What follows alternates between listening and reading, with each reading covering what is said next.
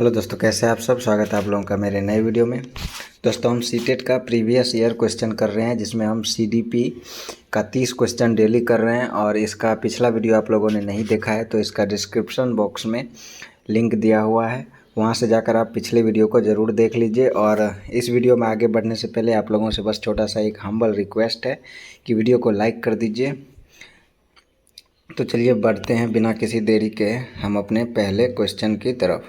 तो हमारा आज का पहला क्वेश्चन है कि निम्नलिखित में से कौन सा क्षेत्र बाल विकास का है। इनमें से कौन सा क्षेत्र बाल विकास का है। एकीक और अवैज्ञानिक, निर्धारित और अस्थिर, गतिशील और अंतर्विषयात्मक, या स्पष्ट और प्राचीन। तो इनमें से कौन सा क्षेत्र बाल विकास का है।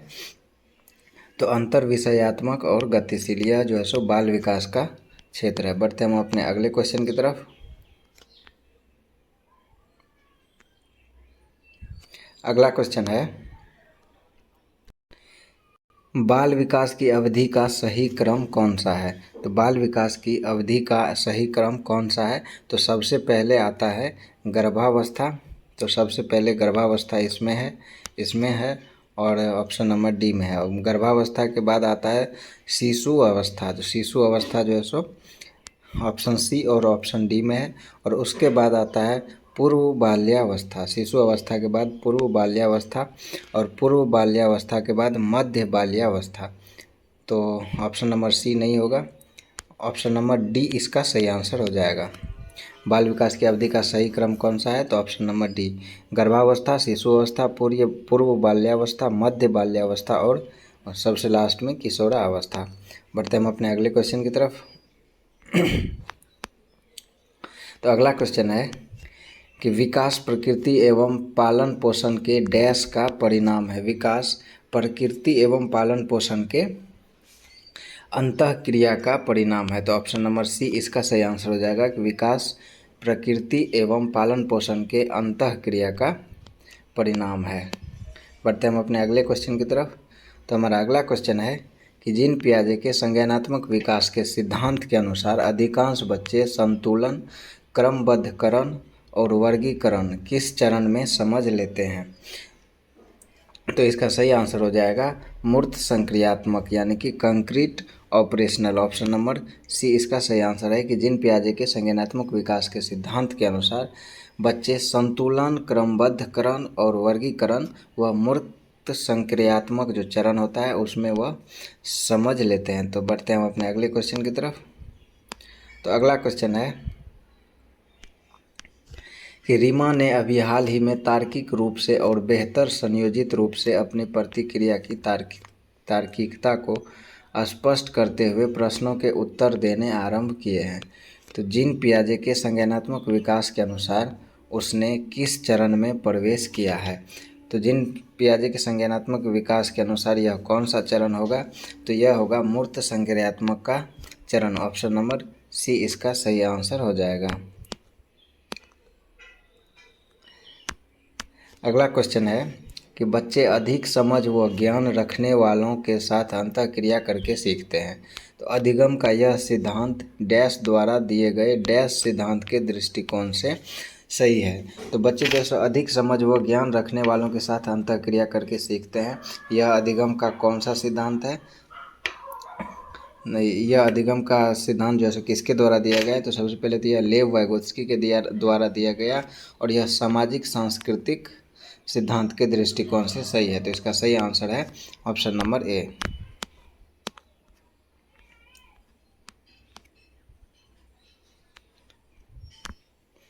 अगला क्वेश्चन है, लेव वाइगोत्स्की के संज्ञानात्मक विकास के दृष्टिकोण के अनुसार एक अध्यापक को क्या करना चाहिए। लेव वाइगोत्स्की के संज्ञानात्मक विकास के दृष्टिकोण से एक अध्यापक को विद्यार्थियों को अंतःक्रिया करने के कम से कम अवसर देने चाहिए, या फिर सांस्कृतिक दृष्टांतों का उपयोग बाधित करना चाहिए, या फिर विद्यार्थियों को उसके अभिष्टतम गुणों को प्राप्त करने में सहयोग देना चाहिए। तो यही इसका सही आंसर हो जाएगा, ऑप्शन नंबर सी।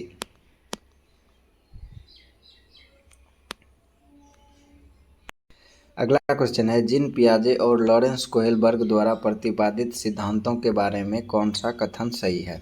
इनमें से कौन सा कथन जीन पियाजे और लॉरेंस कोहेलबर्ग द्वारा प्रतिपादित सिद्धांत के बारे में सही है?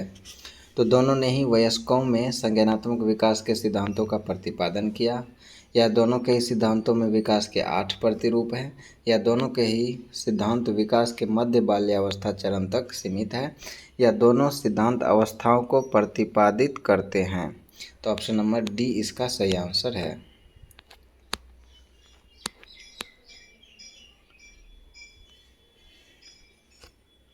अगला क्वेश्चन है, एक ऐसी कक्षा जहां विद्यार्थियों को जोड़ीदार प्रदत्त कार्य, समूह कार्य और चर्चाओं में भाग लेने के लिए प्रोत्साहित किया जाता है, उन कक्षाओं की क्या विशेषता है?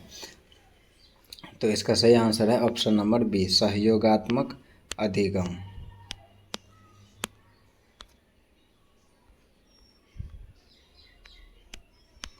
अगला क्वेश्चन है, दूसरों की मनोदशा, प्रेरणा और इच्छाओं की पहचान करना और समुचित रूप से उनके प्रति प्रतिक्रिया करना किस बुद्धिमत्ता की विशेषता है? तो इसका सही आंसर है ऑप्शन नंबर सी, अंतर्वैयक्तिक।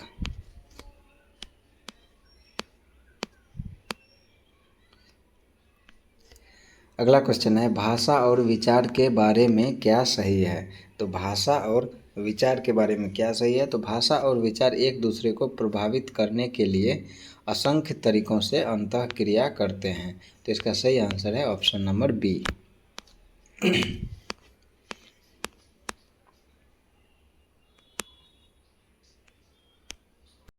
अगला क्वेश्चन है, प्रवीण के माता पिता जानबूझकर घरेलू कार्यों के अप्रातिनिधिक स्वरूपों में संलग्न रहते हैं, जैसे कि पिता भोजन पकाने का कार्य करते हैं और माता घर के खराब हो गए इलेक्ट्रॉनिक उपकरणों की मरम्मत करती है। तो इस प्रकार के परिवेश में प्रवीण की क्या प्रवृत्ति होगी? तो यहाँ जो है सो पिता भोजन पकाने का कार्य कर रहा है और माता घर के खराब हो गए इलेक्ट्रॉनिक उपकरणों की मरम्मत करती है। तो यह जो है सो जेंडर रूढ़िबद्ध जो धारणा होती है उस पर प्रश्न करता है। तो इसका सही आंसर क्या हो जाएगा? यह जेंडर रूढ़िबद्ध विभेदीकरण का समर्थन नहीं करता है, जेंडर स्कीमा को सुदृढ़ नहीं करता है, जेंडर नामीकरण के लिए अनुकूल व्यवहार नहीं करता है। इसका सही आंसर हो जाएगा ऑप्शन नंबर बी।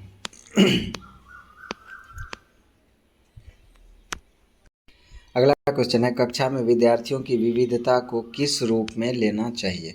कक्षा में विद्यार्थियों की विविधता को अधिगम के लिए एक सकारात्मक गुण के रूप में लेना चाहिए। तो यही जो है सो इसका सही आंसर हो जाएगा ऑप्शन नंबर ए। बढ़ते अगले क्वेश्चन की तरफ।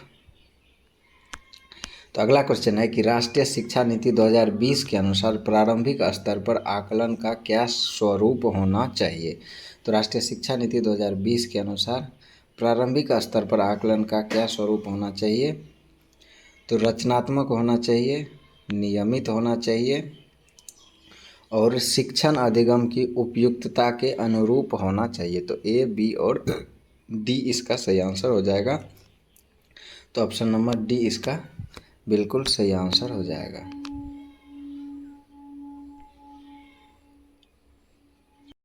अगला क्वेश्चन है, शिक्षार्थियों में समालोचनात्मक चिंतन को समुन्नत करने के लिए क्या महत्वपूर्ण है? तो शिक्षार्थियों में समालोचनात्मक चिंतन को समुन्नत करने के लिए इनमें से क्या महत्वपूर्ण है? तो अध्यापक को विद्यार्थियों से बहुत ही आसान प्रश्न पूछने चाहिए, या फिर अध्यापक को पाठ्यक्रम पूरा करने के लिए गैर लचीली समय रेखा का पालन करना चाहिए, या विद्यार्थियों को ज्ञान सृजन के प्रचुर अवसर मिलने चाहिए। तो इसका सही आंसर हो जाएगा ऑप्शन नंबर सी।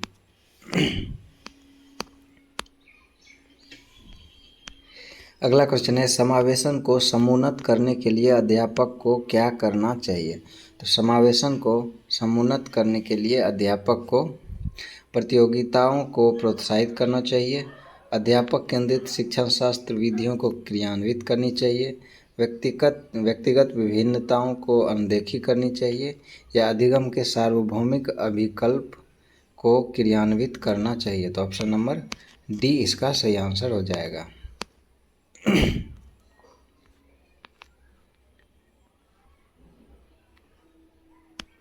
अगला क्वेश्चन है अभिकथन कि वंचित समूहों के विद्यार्थियों के समावेशन को सफल बनाने के लिए यह महत्वपूर्ण है कि उनकी संस्कृति के पहलुओं को विभिन्न गतिविधियों के माध्यम से शामिल किया जाए। तो यह जो है सो अभिकथन बिल्कुल सही है और इसका कारण है कि अपनेपन का बोध सीखने के लिए अभिप्रेरित करता है। तो इसका तर्क भी बिल्कुल सही है। तो ऑप्शन नंबर ए इसका सही आंसर हो जाएगा।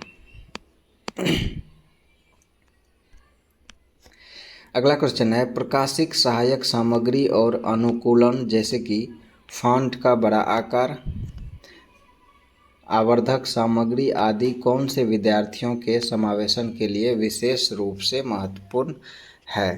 तो इसका सही आंसर क्या हो जाएगा। तो जिसमें दृष्टि की आंशिक क्षति है, तो ऑप्शन नंबर ए इसका सही आंसर हो जाएगा। अगला क्वेश्चन है कि स्वलीनता विकार से जूझ रहे ऑटिज्म जिसे बोलते हैं विद्यार्थियों की प्रायः कौन सी दृढ़ सामर्थ्यता है, जिसमें और जो स्वलीनता विकार यानी कि ऑटिज्म से जो जूझ रहे हैं उस विद्यार्थी की प्रायः कौन सी दृढ़ सामर्थ्यता होती है, उसका स्ट्रेंथ क्या होता है। यह पूछा जा रहा है कि ऑटिज्म से जूझ रहे विद्यार्थी की स्ट्रेंथ क्या होती है। तो वह विवरणों के प्रति सजगता ध्यान देना, या फिर अपनी भावनाओं की अभिव्यक्ति, या प्रखर संप्रेषणात्मक कौशल, या एक कार्य से दूसरे कार्य की ओर आसानी से जाना। तो इसका सही आंसर हो जाएगा ऑप्शन नंबर ए।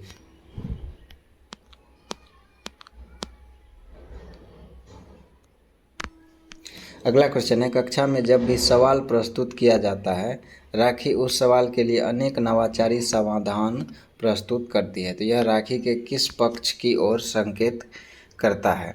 तो इसका सही आंसर है ऑप्शन नंबर ए। यह राखी के विशेष प्रतिभा वाली विद्यार्थी को संकेत करता है। तो ऑप्शन नंबर ए इसका सही आंसर हो जाएगा। अगला क्वेश्चन है अभिकथन और कारण का।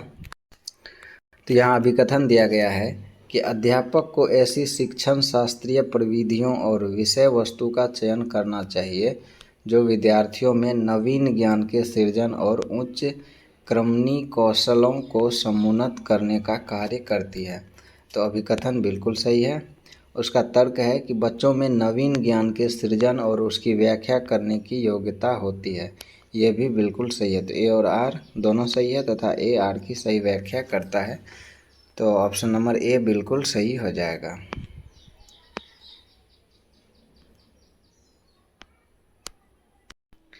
अगला क्वेश्चन है 14 वर्षीय माया एक युवा चित्रकार के वीडियो यूट्यूब पर देखकर पेंटिंग करना सीखती है। तो वह इस बात में विश्वास करती है कि वह पेंटिंग करने की क्षमता रखती है और सचेतता के साथ प्रक्रियाओं का अनुसरण करती है। तो माया के अधिगम को क्या संज्ञा दी जा सकती है। तो उसे जो है सो ऑब्जर्वेशनल लर्निंग या अवलोकनात्मक अधिगम कहा जा सकता है। तो ऑप्शन नंबर सी इसका सही आंसर हो जाएगा।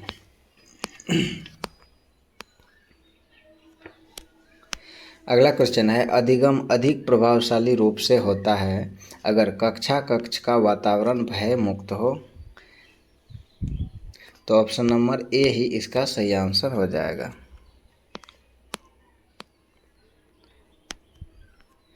अगला क्वेश्चन है कि निम्नलिखित में से किसे विद्यार्थियों में समुन्नत करना चाहिए। इनमें से किसे विद्यार्थियों में प्रमोट करना चाहिए। इनमें से कौन सा है जिसको विद्यार्थी में प्रमोट करना चाहिए। तो रटने की प्रवृत्ति, या समालोचनात्मक चिंतन, या कार्यात्मक जड़ता, या अभिसारी चिंतन। तो इसमें जो है सो क्रिटिकल थिंकिंग यानी कि समालोचनात्मक चिंतन को विद्यार्थियों के बीच प्रमोट करना चाहिए। तो ऑप्शन नंबर बी इसका सही आंसर हो जाएगा।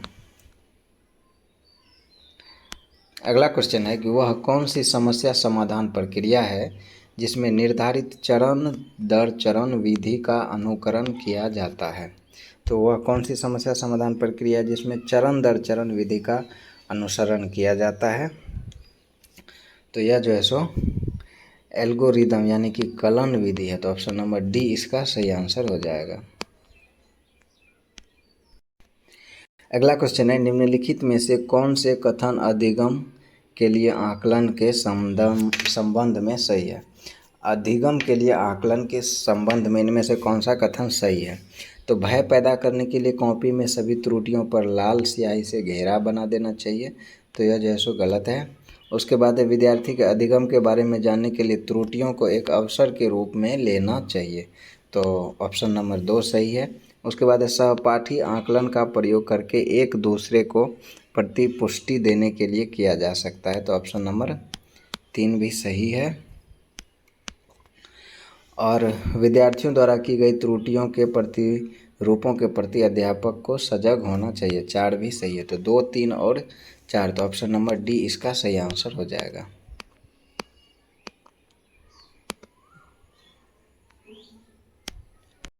अगला क्वेश्चन है, अभिकथन है कि विद्यालयों को सीखने की प्रक्रिया में भावनात्मक पहलू को ध्यान में रखना और पोषित करना चाहिए, तो अभिकथन बिल्कुल सही है।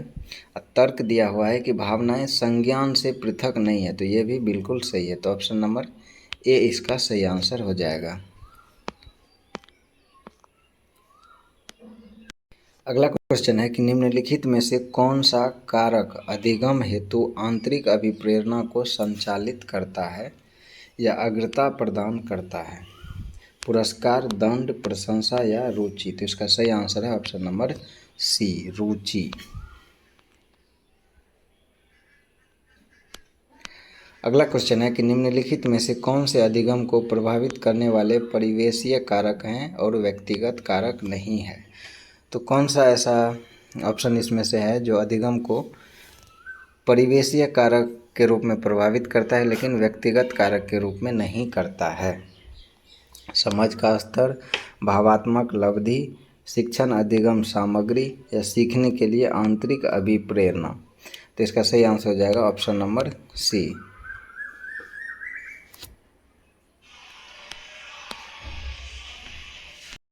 अगला क्वेश्चन है, निम्नलिखित में से कौन सा अधिगम के लिए बाधक बन सकता है?